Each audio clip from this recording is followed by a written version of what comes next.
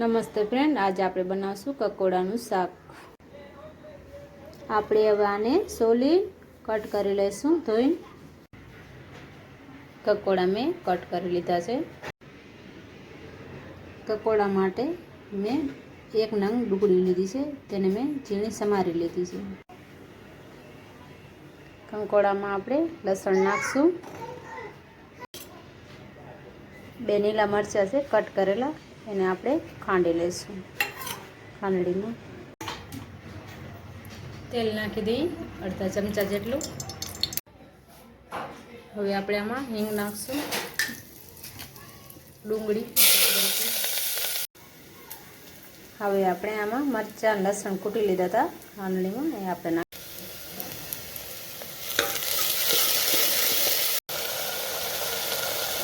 હવે આપણે જે કકોડા કટ કર્યા એ નાખી દઈશું અને 5 મિનિટ શેકાવા દઈશું। કકોડા શેકાય ત્યાં સુધી આપણે મસાલો બનાવી લઈએ। કકોડા માટે 1 ચમચી ધાણા જીરું નાખશું, અડધી ચમચી હળદર નાખશું, 1 ચમચી લાલ મરચું નાખશું। હવે એને આપણે પાણી નાખશું અંદર। પાણી નાખીને મિક્સ કરી લઈએ।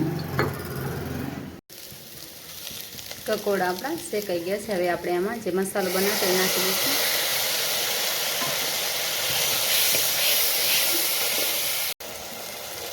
હવે થોડુંક મીઠું નાખી દઈએ।